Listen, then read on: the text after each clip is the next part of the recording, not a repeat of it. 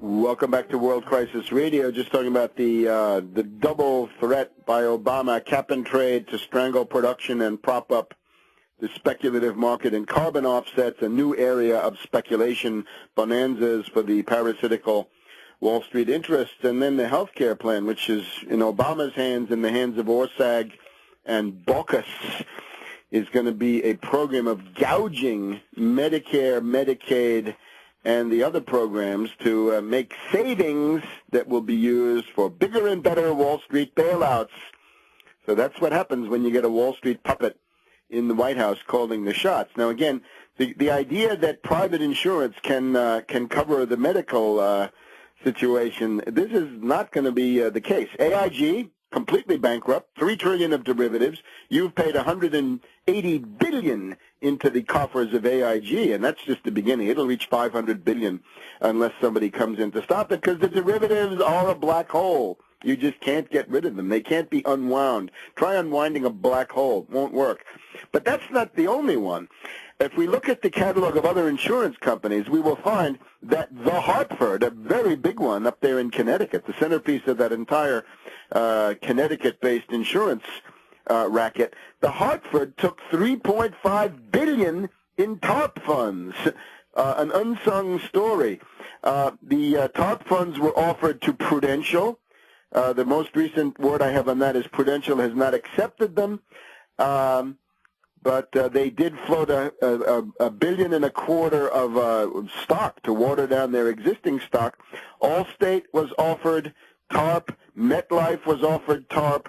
Lincoln Financial, Ameriprise Financial, Principal Financial, all eligible for TARP funding. I believe most of the rest of these didn't take it, but you get the idea. If AIG is long gone, Hartford obviously long gone, the rest of them on the brink, kept going with various kinds of infusions. If you don't take TARP money, you can borrow from the Federal Reserve at special rates. So you get the idea. The entire private insurance complex is bankrupt. That is why they are willing to accept the Obama plan, because they think that this will keep them going. So what's being done here is to create a state-sponsored compulsory cartel for the purpose, in this case, of denying care and causing sacrifice for the population while the speculative derivative structure is propped up. And as we've said repeatedly, that is the formal definition of the corporate state, the Mussolini fascist corporate state as it had evolved in Italy in the 1920s and the 1930s. So the idea that you get out of this with private insurance only, I think, is not going to be the case. Medicare for all, a good idea, some kind of government program, but then the question, fight the rationing of care on the one side and fight for the crash program to bring about cures. Now, Obama has thrown General Motors and Chrysler under the bus. You can say that Obama has made Chrysler dependent on fiat money. Obama rules by fiat. He brings in fiat to asset strip the companies that he doesn't include in his state-sponsored compulsory cartels.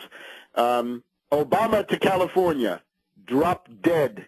Obama to California, drop dead. Remember the old New York newspaper headline, Ford to City, drop dead. That was 1975, the bankruptcy of New York City. Now it's 2009, California approaching bankruptcy. Obama to California, drop dead.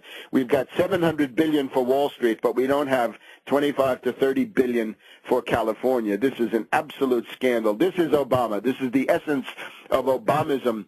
This is Geithner. This is Volcker. This is Summers, Orsag, and the rest of them. Orsag, by the way, is promising that after they loot Medicare and Medicaid, they're going to go on to loot Social Security. They want to realize savings in Social Security. They should be increasing Social Security, because for a lot of people, the 401ks will be gone, the IRAs will be gone. The only thing you'll have is a Social Security pension. You better double it so that it actually becomes a living, dignified means for elderly people to live in retirement. And don't touch Medicaid and Medicare either, Orsag. But, of course, Orsag, the pointy-headed bureaucrat and bean counter par excellence, is interested in looting all of that. What are your qualifications, Orsag? You got a degree in public health and medicine. What do you have? No, I'm a bean counter. This guy is the acme of elitism and cruelty. He's someone who does his dirty work from the desk, but dirty work it is nonetheless. So Obama has told California drop dead. A formal request by the state of California to participate in TARP funds has been rejected by Geithner and by Obama. When will people wake up? Hey, you California leftists. Hey, you nurses. Hey, you teachers. Hey, you people out there in California. Take a look at my 9-point program for California. It solves this question with a 1% Tobin tax or securities transfer tax that you can slap on the San Francisco community of financiers up there, the various Wells Fargos and, Transamerica, that stylized pyramid there in the middle of the San Francisco financial district. All of those people should be paying a 1% sales tax on all of their speculative turnover, derivatives, stocks, bonds, foreign exchange, commodities, securities, you name it, and derivatives of all kinds. Once again, you could plug the hole in the California deficit right away. You can go on to stop foreclosures for 5 years in California, and you could get the interest rates on credit cards down to 10% with a state usury law. That would be the beginning. Obviously, the real solutions are at the federal level. Now, the Obama regime is showing some cracks. We've got this thing. Obama has fired a number of inspectors general for basically for showing signs of wanting to expose the corruption and the stealing and thievery of the Obama regime. But it's actually broader. It includes questions of policy. We're still working on a thorough factional analysis here. It's probably just the war of all against all, right, in a polycentric oligarchical system. Penny Pritzker, the chairman of Obama's Finance Committee, has broken with him because Obama gives lip service to the card check for the unions. I think anything that would strengthen the unions would be a good thing. Again, to bring back balance is that we've got power of corporate evil and then some power of perhaps evil incarnated in a trade union. It's better for them to fight each other rather than for one of them to run wild. This is the theory, of course, of Machiavelli in the discourses.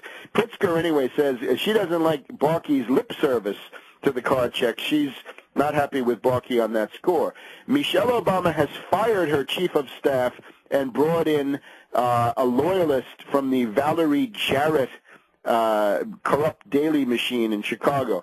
Dennis Ross has been canned as the envoy to Iran, partially because the Iranians wouldn't accept him. They treated him as someone with ties to Israel that were far too well developed for them to trust him.